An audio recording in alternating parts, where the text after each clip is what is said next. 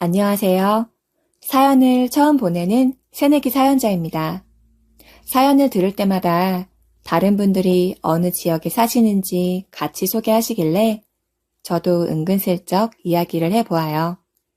저는 현재 경기도 남양주에 거주하고 있어요.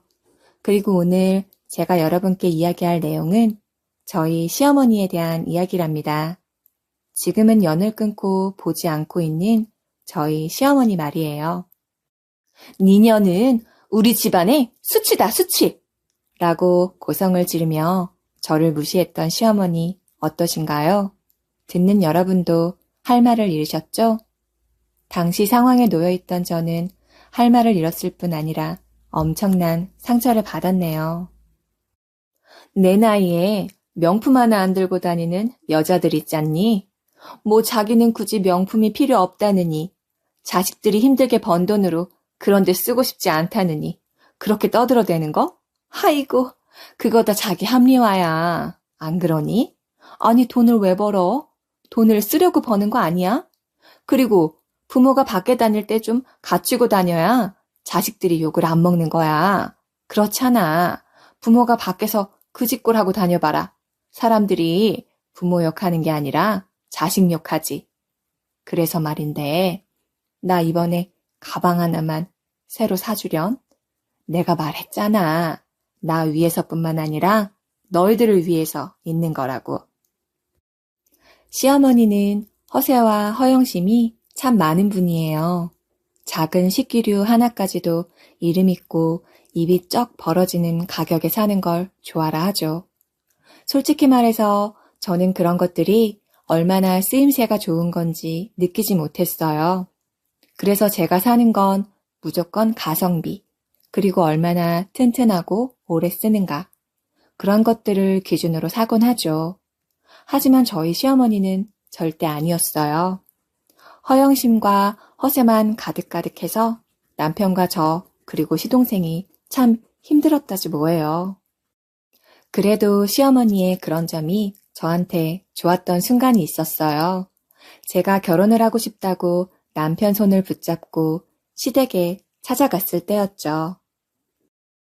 그래, 어머님이 그렇게 일찍 돌아가셨으면 이래저래 고생이 많았겠네. 아버지랑도 사이가 그런 거면은 뭐 먹고 사는데 지장은 없는 거야? 아니, 다른 뜻이 있어서 그런 게 아니라 정말 궁금해서 그런 거야. 너는 꼭 엄마를 그렇게 쳐다보더라. 나 별 뜻 없이 물어본 거야, 이 녀석아. 혜진이 얘 다 알아서 한다고 내가 말씀드렸었잖아요. 뭘 또 그렇게 굳이 물어봐요. 걱정하지 마요. 혜진이 나보다 훨씬 일 잘하고 있어요. 완전 커리어 우먼이네요. 봐봐. 내가 엄마 표정 바뀔 줄 알았어. 으휴. 얘는? 내가 뭘 표정이 바뀌었다는 거야. 그냥 어린 나이부터 우리 혜진이가 얼마나 고생을 했을까. 그렇게 힘든 상황 속에서도 혼자 잘 해낸 거면 참 대견하네. 그렇게 속으로 생각하면서 뿌듯해서 웃은 거야. 너는 좀 가만히 있어. 그나저나 혜진이 참 대단하네. 혼자서 무슨 일을 했길래 말이야. 지금 하는 일이 그러면 정확히 어떤 거야? 이 녀석한테 듣기로는 사업을 한다고 듣기는 했었는데. 네, 어머니. 애견 사업 하고 있어요. 요즘에 반려견을 워낙 다들 많이 키우다 보니까 반려견 사업을 해보는 게 어떨까 해서 시작했거든요. 저도 저희 집 강아지들 키우면서 이런저런 불편한 게 많았었는데 그걸 보완해보면 어떨까 해서 시작한 게 운이 좋게도 잘 되었어요. 요즘은 SNS랑 여러 가지 매체에도 홍보 열심히 하고 있어서 아시아 쪽으로 슬슬 반응도 오고 있고요. 어머머, 아유 기특해라. 어쩌면 그렇게 머리가 좋을까 몰라. 그래, 요즘은 인터넷으로 하는 일이 그렇게 잘 된다더라. 어쩌면 상호 너 혜진이한테 잘해, 응? 니들 결혼해서 살면서 혜진이 속상하게 하는 일 있으면 내가 너 아주 가만 안 둬, 이 녀석아. 아이고 혜진아, 우리 잘 지내보자. 여자 혼자서 그렇게 크게 사업을 키우기까지 네가 얼마나 고생 많았겠니. 나를 시어머니라고 생각하지 말고 그냥 우리 안싸돈이 너한테 좋은 인연 보내주신 거다 생각하고 엄마라고 불러. 응? 아유, 기특해라. 니들 나이도 있는데 시간도 끌 거 있니? 날짜 되는 대로 좋은 날 잡아서 얼른씩 올려라. 저는 애견 사업을 했어요. 감사하게도 사업이 꽤 잘 되었기에 벌이가 남편보다 좀 나았습니다. 그리고 제가 친정 엄마가 일찍 돌아가셔서 안 계시고 친정 아버지랑도 사이가 안 좋아서 좀 여러모로 상황이 꿀리는 상황이었어요. 다른 건 몰라도 가정환경 때문에 나라는 사람을 꿀리기 싫어서 시댁에 인사 갈 때도 그리고 예단을 준비할 때도 시어머니 취향에 맞게 좀 챙겨줬거든요. 그것 때문에 저를 더 좋아했던 것 같아요. 결혼을 허락 받는 것부터 일사천리로 척척 진행되었죠. 결혼하고 나서도 얼마나 사이좋은 고부 사이였는지 몰라요. 하여간에 우리 상우 엄마는 며느리 참 잘 얻었어. 요즘 세상에 이런 며느리가 어딨어. 요즘은 시어머니가 며느리 눈치 보느라 정신없는데 말이야. 어떻게 된 게 상우 한 사람은 그렇게 싹싹한가 몰라. 성격도 시원시원하고 말이야. 아휴, 부러워 죽겠어. 우리 혜진이가 얘가 좀 괜찮지. 성격 좋지, 인물 좋지, 능력 좋지. 으휴, 자기들이 나 보면서 배 아플만 해. 오늘 이거 우리 밥 먹는 것도 세상에 우리 혜진이가 시어머니 친구분들 챙겨드린다고 이미 계산도 다 해놓고 갔네요. 이따가 우리 혜진이 잠깐 들러서 인사하고 간다고 하니까는 다들 우리 혜진이 오면은 잘 먹었다고 인사들 해. 알겠어? 아이고, 우리 혜진이. 아주 자기는 며느리가 아니라 딸이 생긴 것 같아. 당연하지. 나는 우리 아들내미들 두 놈들보다 우리 혜진이가 더 좋더라. 왜 그런 인연이 있다고 그러잖아. 이상하게 혜진이한테는 처음부터 정이 그렇게 갔어. 얘가 미운 구석이 하나도 없었다니까는. 지금도 그렇고. 저희 고부 사이가 좋다는 건 온 동네 사람뿐 아니라 대한민국 국민이 다 알 정도였어요. 능력 좋고 싹싹한 며느리. 시어머니한테 저는 자랑이자 또 다른 시어머니 당신의 자아 같은 존재였죠. 저한테도 시어머니는 철은 조금 없어도 좋은 분이었어요. 친정엄마 없이 자란 저한테 시어머니는 어느 순간부터 엄마 같은 존재로 자리를 잡아갔죠. 결혼을 하고 나서야 내 인생에 안정감이 드는 것 같았어요. 하지만 왜 늘 좋은 일만 있을 수는 없는 걸까요? 아무래도 유전적 질환이라는 게 무시를 못하는 거잖아요.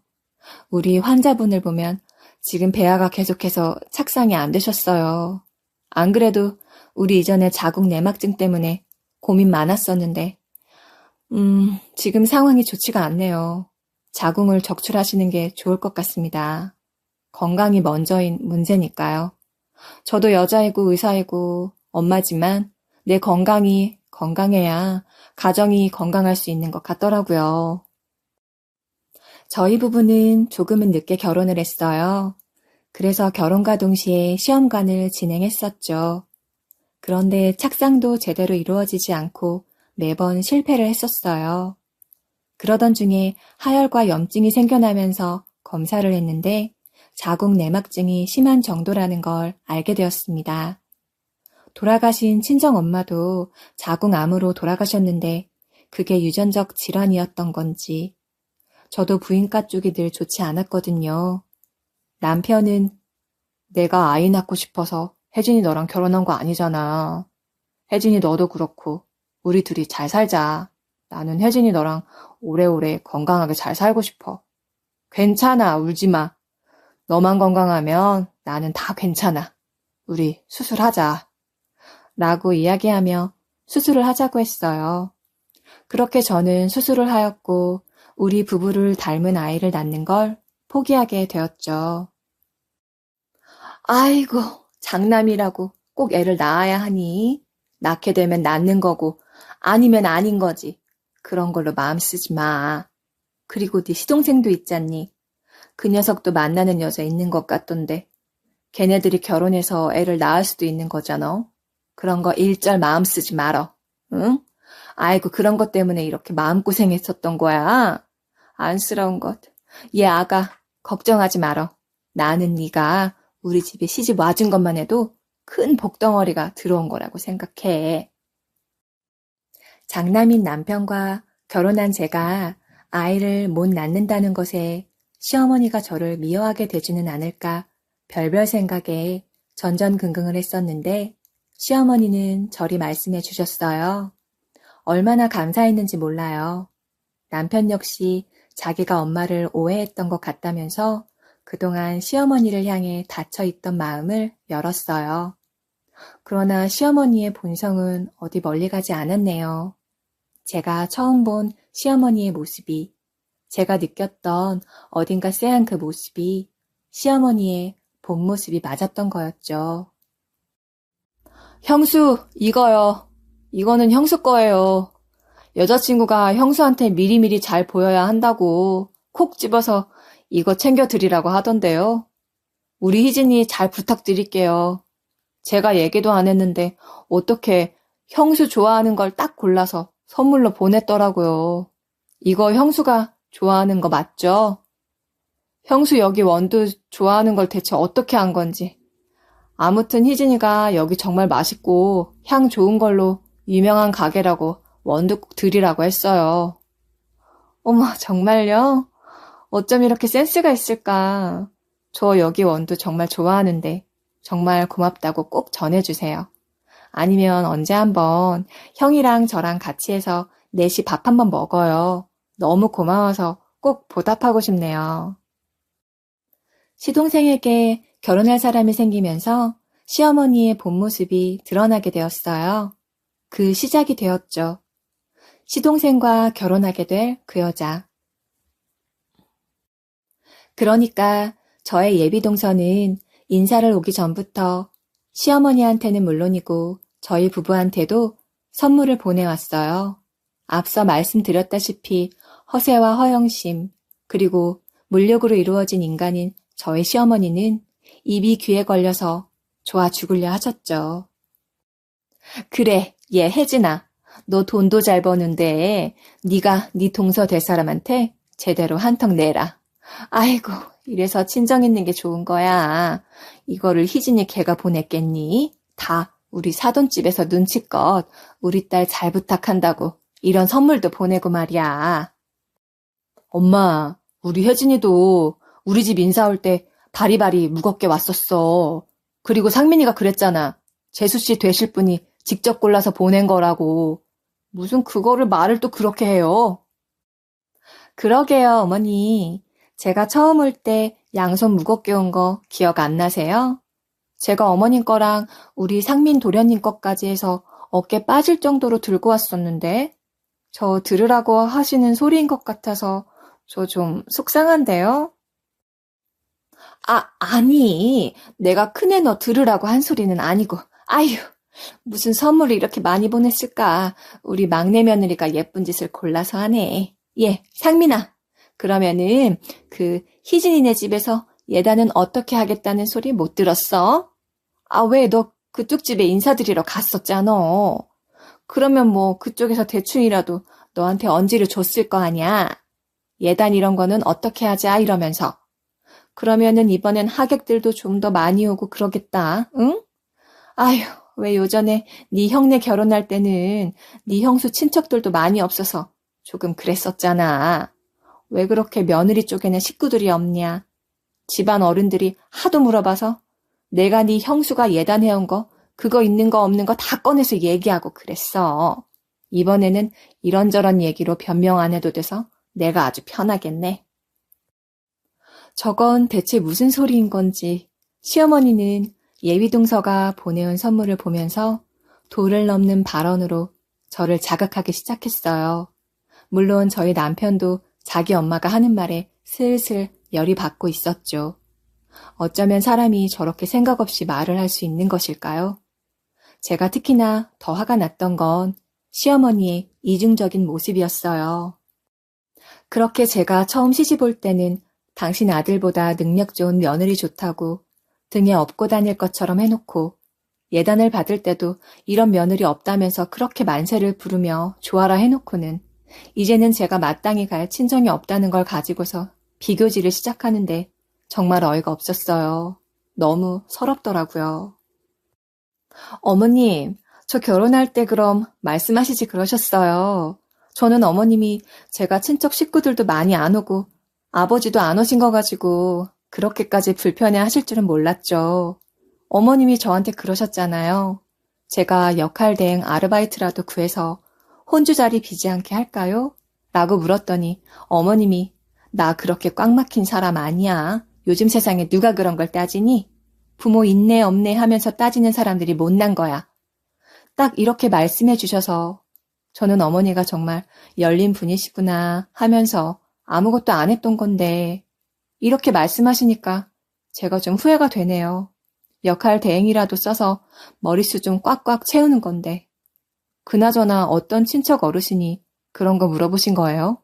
저한테 말씀해 주시면 제가 가서 있는 그대로 말씀드릴게요.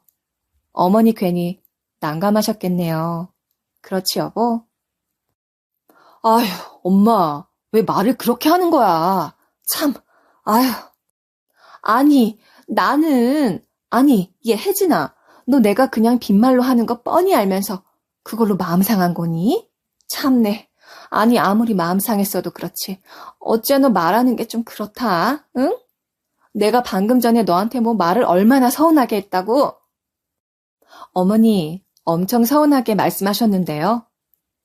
아휴, 아니 나는 그냥 상민이랑 결혼할 예 집안도 의사 쪽일 것 같아서 내 동창 중에 한 명이 의사 집안이랑 결혼했는데 예단을 잘 주고 받았길래 그게 생각나서 내가 그냥 주저리 떠든 건지.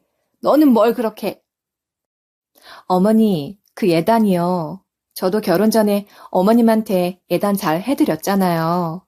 의사 집안은 어떻게 예단을 하는지는 모르겠지만 저 그런 집안 사람들이 하는 거랑 맘먹게 준비했었어요. 그때 그렇게 좋아하셨으면서 벌써 까먹으신 거예요? 저도 이야기를 했어요. 하나부터 10까지 다요. 시어머니가 먼저 결혼식 때 어땠었다 얘기를 꺼냈는데 저라고 가만히 있을 필요는 없지 않아요? 절대 가만히 듣고 있을 제가 아니었죠. 그렇게 제가 하나부터 10까지 다 따지고 드니 시어머니는 떫은 감 먹은 것 마냥 얼굴 표정이 싹 굳어버렸네요. 그러면서 대충 넘기려는 듯 너도 그랬지 하고 뚱한 채 시동생을 붙잡고 예단 이야기를 이어갔죠. 아니, 그런데 말이야. 잠시 조용하더니 시어머니는 또다시 말을 이어가기 시작했어요. 의사라는 예비동서와 비교하다 보니 제가 마음에 안 드는 구석이 많았나 보죠. 더군다나 제가 맞는 말만 골라서 자기가 하는 말에 반박을 해대니 그게 좀 열이 받았나 봐요. 이제는 제 학력을 걸고 넘어지기 시작하더라고요. 대뜸 제게 야간대학이라도 가라는 소리를 하기 시작했어요. 내가 생각해보니까 큰애 너한테 왜 혼나야 되는 거니? 네?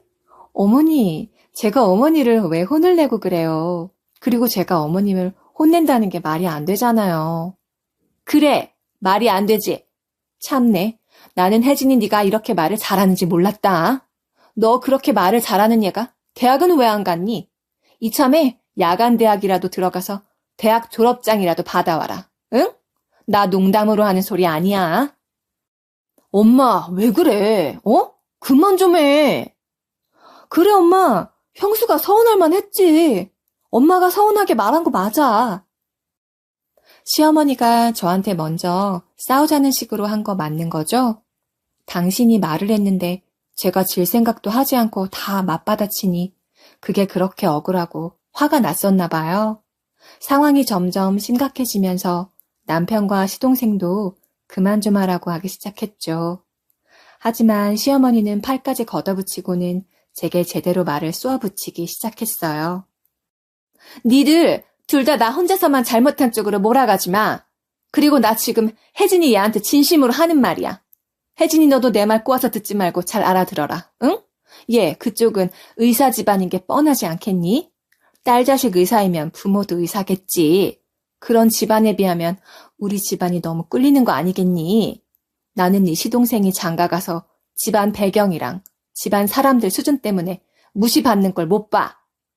내가 내 아들 두 놈들 다 어떻게 키워서 4년제 대학 보냈는데, 그런데 너 하나 고졸이라서 그게 우리 집안의 오점으로 딱 찍혀버려서 무시당하면? 아유, 나는 그 꼴 못 본다. 그러니까 너 야간 대학이라도 들어가 봐. 이름 있는 대학으로. 의사가 좀 배웠겠냐고. 나는 무시당하는 거 딱 질색이야. 제가 대학을 안 간 게 왜 집안의 오점이 되는 거예요?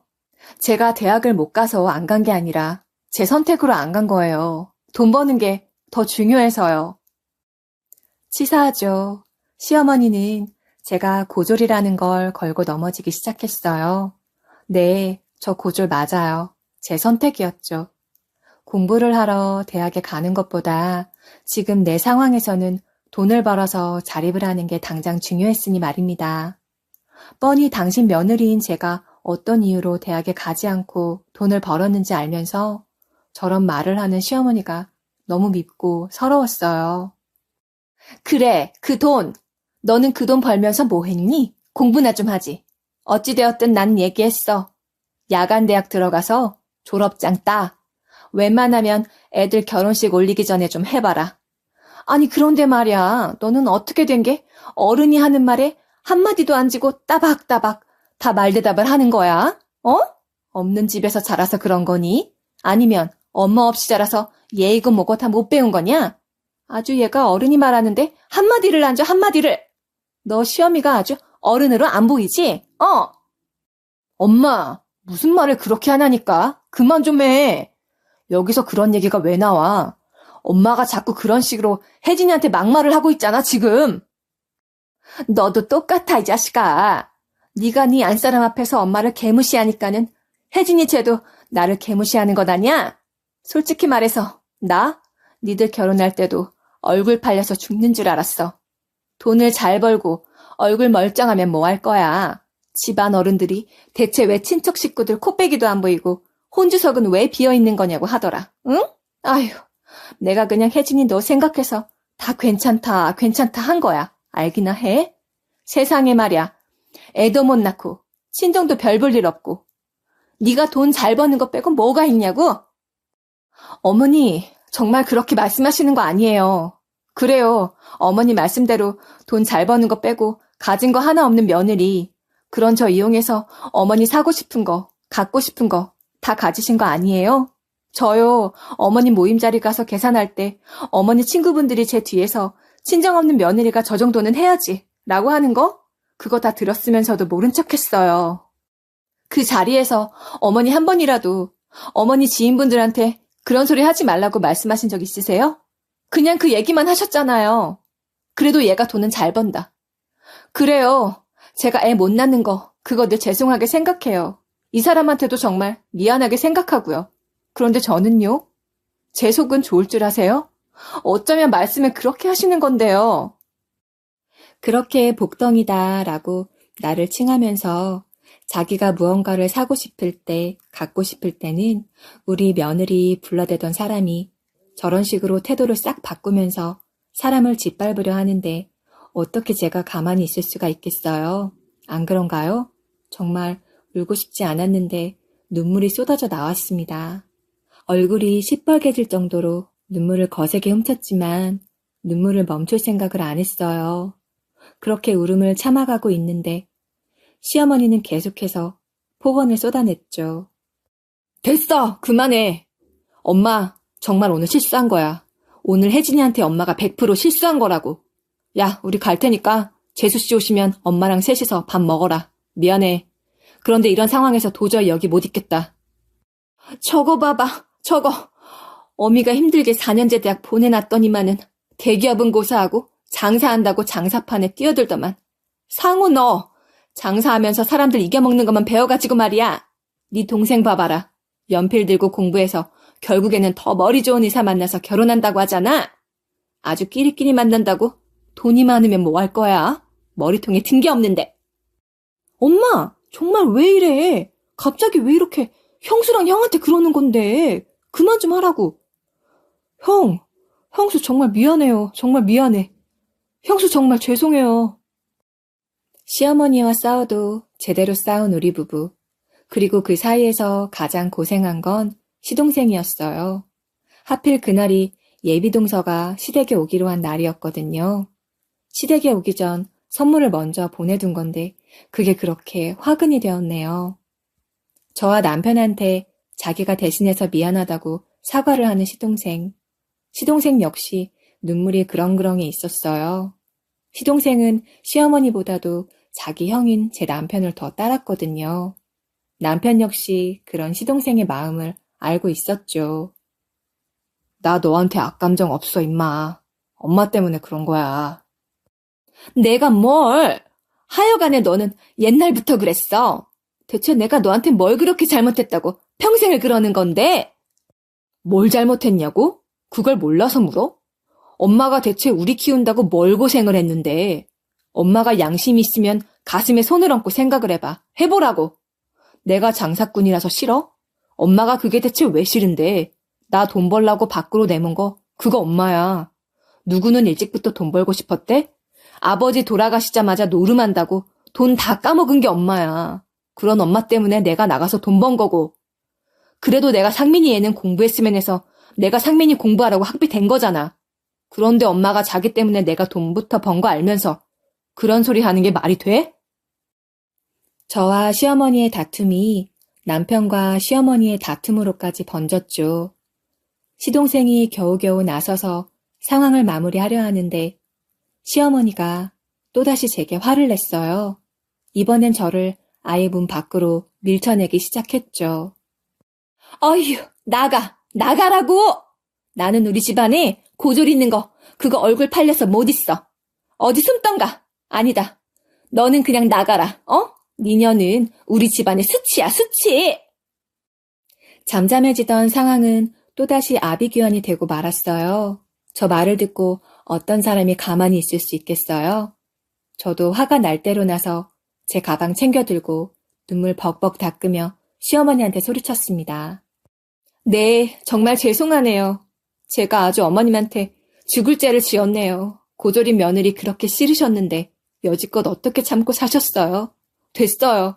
앞으로 죽을 때까지 어머니 얼굴 뵐 일 없을 테니까 이제는 친척 어른들 편하게 만나시고 두 다리 뻗고 사세요. 아이고, 네. 얘 제발 좀 그래 주세요.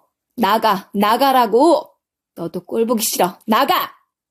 그래, 어차피 이렇게 될 거였으면 진작 내가 엄마랑 인연을 끊고 살았어야 하는 건데 내가 등신이었네.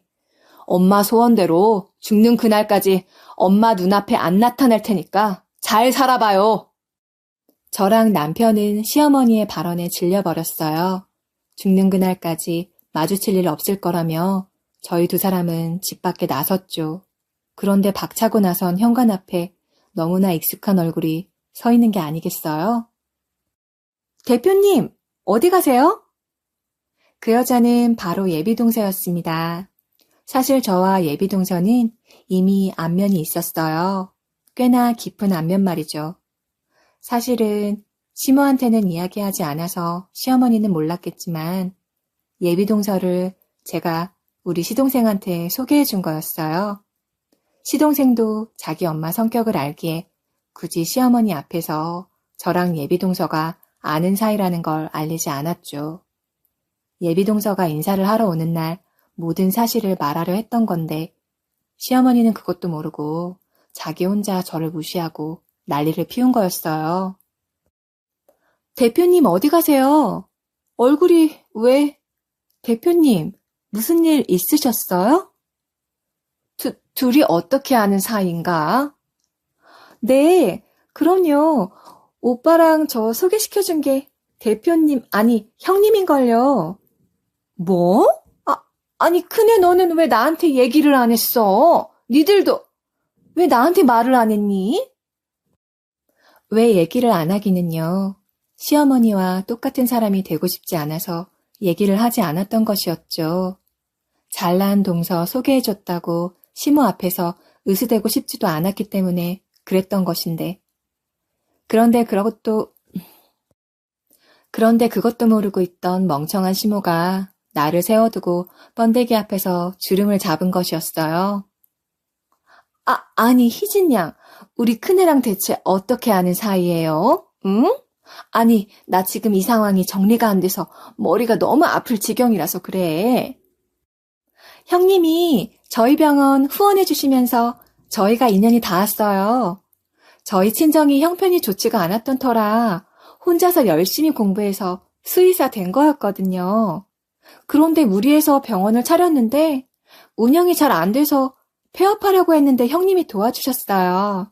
그러면서 친해지고 형님이 시동생이 정말 좋은 사람인데 저랑 만나보면 좋을 것 같다고 하면서 자리 마련해줬거든요.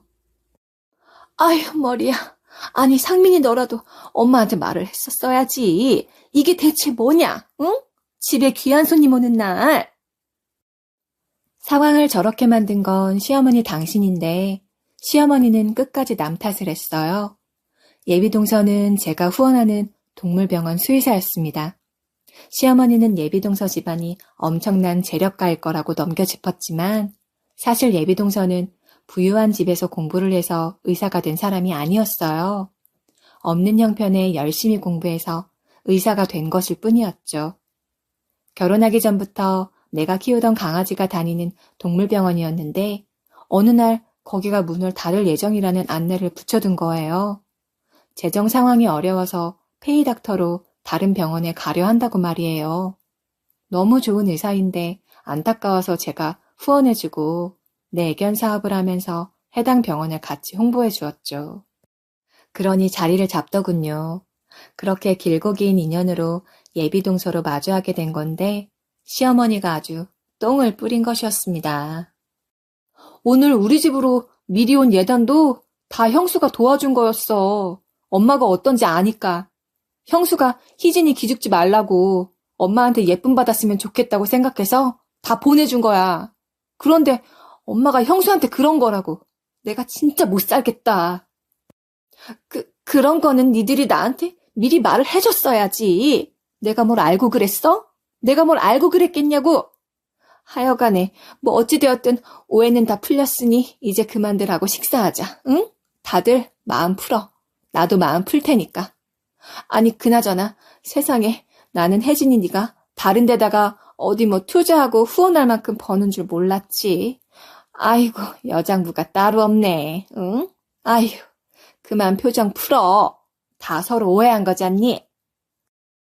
아무렇지 않다는 듯 제 팔을 붙잡고 안으로 들어가려 하는 시어머니의 손을 뿌리쳤어요. 시어머니는 적잖게 당황한 모양이었죠. 저는 그런 시어머니한테 눈길 한번 주지 않았어요. 예비동서 손을 잡으며 이야기를 했어요. 미안하다고 말입니다. 희진 씨 정말 미안한데 나랑 우리 남편은 오늘 먼저 가볼게. 동서 오기 전에 일이 좀 있었거든. 그래서 오늘 우리가 같이 있으면 아마 분위기가 좀 안 좋을 것 같아서 말이야. 정말 미안해. 우리는 나중에 넷이 밥을 따로 먹던가 얘기를 따로 하던가 하자. 상민아, 네가 재수 씨한테 상황 좀 잘 얘기해줘. 우리는 가볼게. 미안해요. 집사람이 말한 대로 우리가 좀 일이 있었어요. 그런데 재수 씨 때문에 그런 거 아니니까 마음 쓰지 마요. 알겠죠? 먼저 가서 미안해요. 아이고 쪼잔들하다 쪼잔들해. 가기는 뭘 가. 들어와서 같이 밥 먹어. 뭐해? 들어오라니까? 너무 짜증나지 않아요? 자기 혼자 부르르 화냈다가 자기 기분 풀리니 민망하니. 너무 짜증나지 않아요? 자기 혼자 부르르 화냈다가 자기 기분 풀리고 민망하니 대충 넘어가려 하는 저 태도 말이에요. 솔직히 여러분들이 이 앞전 이야기를 다 들으셨을 때 저 상황에서 제가 시어머니랑 똑같이 잘못을 했나요? 오해를 풀어야 할 것이 있을까요? 저한테 친정이 없어서 그러냐, 못 배워서 그러냐 했던 말들이 정말 순간적으로 오해를 해서 그것 때문에 욱해서 한 말이라는 걸 제가 믿어야 하는 건가요? 저 지경까지 상황이 가니 화가 나는 게 아니라 시어머니에 대한 오만정이 다 떨어지더라고요. 정말로 먼지만큼의 정도 남아있지 않았죠. 그건 남편도 마찬가지였어요. 자기 어머니의 그런 이중적인 모습을 보았으니 마음이 남아있을 리가 없었죠.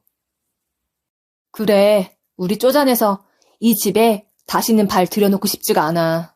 그래도 상민이 결혼식 때는 갈 거니까 걱정하지 마, 엄마. 그리고 나 아까 엄마한테 한 말 진심이야. 죽을 때까지 엄마 얼굴 볼 일 없을 거야. 그리고 엄마도 아까 나랑 혜진이한테 한 말 진심 아니야? 그게 설마 하니 오해해서 욱해서 나온 말이겠어? 엄마가 생각해도 그건 말도 안 되는 소리잖아. 엄마가 나랑 혜진이를 어떻게 생각했는지 오늘 다 알았으니까 이제 우리 그만 보자고요. 너 정말 이럴래? 집에 손님까지 왔는데 굳이 이렇게 굴 거야? 아휴, 내가 미안해. 내가 미안하니까 그만하라고. 얘 혜진아, 내가 미안했다. 응? 됐지? 너도 나한테 미안한 거 있을 거 아니야. 그러니까 우리 서로 쌤쌤이라고 치고 그만 좀 하자. 손님 왔는데 이게 대체 뭐 하는 거야? 어머니, 저한테 미안해하지 마세요. 저도 제가 친정 없고 대학 못 간 거 어머니한테 미안해하지 않을 거니까. 어머니 저한테 미안해하지 마시고 사과도 하지 마세요. 이미 어머니 마음에 제가 그런 사람인데 그게 사과한다고 바뀌겠어요? 그리고 이렇게까지 할 말 못할 말 다 했는데 제가 어떻게 어머니 얼굴 보고서 예전처럼 다시 지낼 수가 있겠어요. 그러니까 어머니 저한테 미안하다고 하지 마세요. 저와 남편은 시어머니에게 냉정히 말을 남긴 채 그 집 문을 나섰어요. 시동생과 예비 동서에게 미안하다고 이야기를 하고 말이죠. 그렇게 시댁에서 차갑게 뒤돌아선 뒤에 저희 부부는 시댁의 발길을 끊었어요. 시어머니한테서 오는 연락도 일절 받지 않았죠. 저희 부부가 왜 그렇게 시댁에서 돌아섰는지 모든 내용을 들은 동서도 시어머니가 좋게 보이지는 않았나 봐요. 그렇겠죠. 저였어도 그랬을 거예요. 시동생 부부 결혼식 당일에 식장에서도 가족들끼리 분위기가 영 좋지 않았죠. 니들 둘이 나 제외하고서는 집에서 제일 어른인데 이럴 거니? 결혼식장에서 내가 사돈들한테 그런 걸 보여야겠어? 나 차에 태워서 여기 데리고 오는 게 그게 그렇게 힘든 일이냐고? 내가 아까 택시에서 내리다가 사돈이랑 마주쳐서 얼마나 얼굴 팔렸는 줄 알기나 해? 애들이 바빠서 내가 따라오겠다고 했다고 둘러대느라 아주 진땀을 뺐어. 알기나 해? 대체 그게 언제적 일인데 아직까지 이럴 거냐고? 이게 그럴 일이니? 엄마한테는 언제적 일이고 그럴 일이어도 나랑 혜진이한테는 아니야. 원래 상처는 준 사람보다 상처 받은 사람이 더 힘든 거야. 엄마가 이렇게 멀쩡한 거? 그거 엄마가 나랑 혜진이한테 상처 준 사람이라서 그래. 우리한테 상처 받은 게 아니라 엄마가 우리한테 상처를 준 사람이라서 그렇다고. 그리고 결혼식장에서 엄마 집이 20분도 안 걸리는 거리인데 그거 오는 게 뭐 그렇게 힘들다고 그래? 왜 그런 걸로도 있어 보이고 싶었어? 그러면은 혼자서 관광버스라도 대절해서 타고 오지 그랬어. 야, 너 정말 이럴래? 자꾸 엄마 큰소리 나게 할 거냐고? 됐어. 이쯤 되면 너도 그렇고 혜진이 너도 그만두래. 어머니, 저는 더 이상 할 말이 없어요. 그리고 먼저 얼굴 보지 말자고 저보고 집안 수치라고 하면서 내쫓으셨던 거 어머니잖아요. 그런데 왜 저한테 이러시는 건지 저 모르겠어요. 그리고 오늘 결혼식인데 이런 얘기하면서 얼굴 붉히는 건 안 좋은 것 같아요. 어쨌든 저희도 결혼식 축하하려고 온 거잖아요. 시어머니 혼자 난리가 났죠. 자기 발등에 불똥이 떨어진 거니 말이에요. 저희 부부도 시어머니한테 등을 돌렸고 그날 모든 모습을 본 시동생도 시어머니한테 등을 돌렸으니 시어머니는 낙동강 오리알 신세가 된 것이었어요. 당신의 허영심과 허세를 늘 자식들이 채워줬는데 이제는 그 도구가 사라진 것이니 얼마나 불안하겠어요. 혼자서 저희 부부를 붙잡고 화를 냈다가 이랬다 저랬다 아주 난리도 아니었네요. 그 와중에도 허세는 계속 부렸죠. 예전처럼 말이에요. 시어머니는 제가 그리고 저희 남편이 당신한테 삐진 것이라고 생각을 했었나 봐요. 언젠가는 풀릴 일이라고 말이죠. 그러니 그렇게 당당하게 아무렇지 않게 굴었겠죠? 아니, 너는 왜 이렇게 전화를 안 받니? 너 내 문자 못 받았어? 나 지금 늘 가는 거기 모임하는 식당에 있다니까. 오늘 내가 밥 사는 날이야. 네가 와서 계산 좀 해라. 아니면 계좌번호 불러줄 테니까 이리로 밥값 보내던가. 어떻게 할래? 제가 어머니한테 밥값을 왜 보내요? 제가 그 모임에 나간 것도 아닌데요. 그리고 어머니, 저랑 얼굴 안 보고 살기로 하셨는데 이런 식으로 연락은 왜 하시는 건지 의문이네요. 전화 이만 끊을게요. 시어머니는 예전처럼 제게 모임을 하는데 밥값을 계산하라는 연락을 해왔어요. 전화를 하도 하길래 안 받았더니 문자를 보내더군요. 그래서 문자를 씹었죠. 그랬더니 전화를 해서는 저런 소리를 하는데 제가 미쳤나요? 바보처럼 돈을 내게요? 나한테 연락하지 마시라. 그리고 나는 어머니 밥값을 내드릴 이유가 없다고 하며 딱 끊었습니다. 그랬더니만 어떻게 했는 줄 아세요? 네, 여보세요. 누구시죠? 아이고, 너네 전화 일부러 안 받았지? 어? 내가 혹시나 해서 다른 번호로 전화해봤다. 너 왜 내 전화 안 받아? 아, 됐고, 당장 밥값 보내라, 어? 시어머니 개망신 당하는 걸 보고 싶지 않으면은 밥값 보내라고! 그러니까요, 어머니. 제가 아까도 말씀드렸잖아요. 하다못해서 제가 어머니 그 모임 같이 하는 사람도 아니고 제가 거기 가서 지금 밥을 먹고 온 것도 아니잖아요. 그리고 어머니 저 친정도 없고 배운 것도 없는 고졸인 게 창피하다고 하셔놓고 저한테 돈을 받고 싶으신 거예요? 저는 굳이 어머님한테 그 욕 먹어가면서 밥값 보내드리고 싶지 않아요. 너 정말 이렇게 싹퉁머리 없이 굴 거야? 그럴 거냐고! 대체가 그게 언제적 일인데 너나 상호 그 자식이나 아직까지 이러는 거야? 어?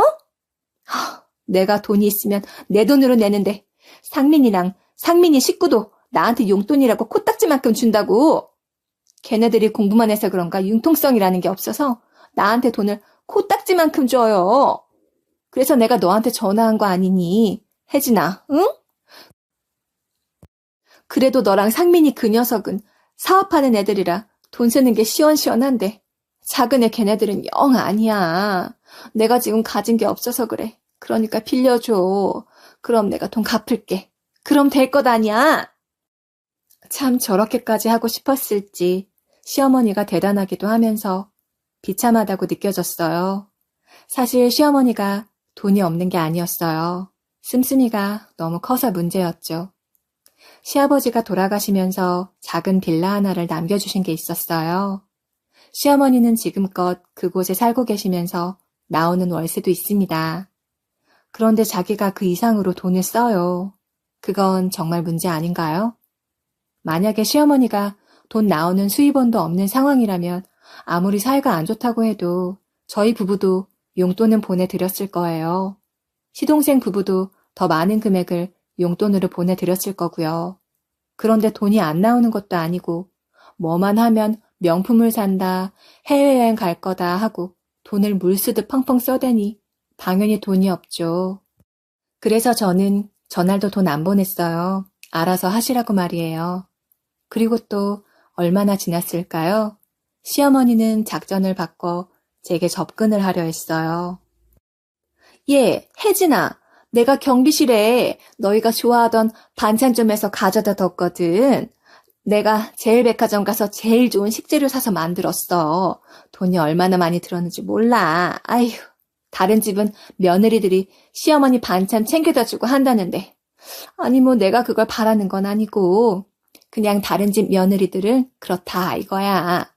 며느리가 안 챙기면 내가 챙겨주면 되는 거지. 안 그러니? 누가 챙기는 게 뭐가 중요하겠어. 이번 작전은 제게 친근하게 구는 것이었나 봐요. 생전 안 해주던 반찬을 해서는 저희 집 경비실에 맡겨두셨죠. 그 와중에도 다른 집 며느리들과 저를 비교하길래 저도 똑같이 했어요. 그러게요. 누가 뭐를 챙기는 게 얼마나 중요하겠어요. 그리고 저는 결혼 생활 내내 어머니한테 정말 잘했잖아요. 어머니 기 세워드린다고 모임 때마다 밥값 내드리고 어머니 생신 때면 어머니가 갖고 싶다고 카톡으로 보내는 명품 가방이며 구두 척척 사드리고요. 제가 그 정도로 했으면 어머니도 그만큼 하시는 게 맞죠. 그리고 제 친구들 보니까 시어머님들이 며느리 생일 때면 선물도 잘 사주시고 하신다던데 저는 한 번도 그런 걸 받아본 적이 없더라고요. 뭐 저도 그냥 그렇다고 말씀드린 거예요. 그리고 어머니 앞으로 이런 거 해주지 마세요. 어머니가 그러신다고 해서 저 예전으로 돌아갈 생각 없어요. 그이도 마찬가지고요. 그러니까 앞으로 이러지 않으셨으면 해요.